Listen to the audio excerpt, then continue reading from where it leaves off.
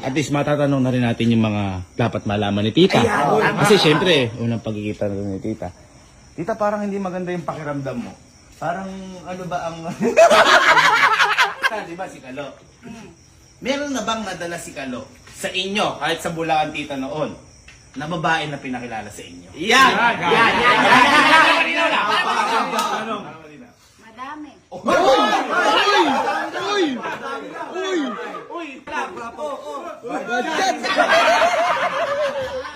Una agad! Pero, kaibigan lang. Kinabahan mo na ako ni tita. O, rapo!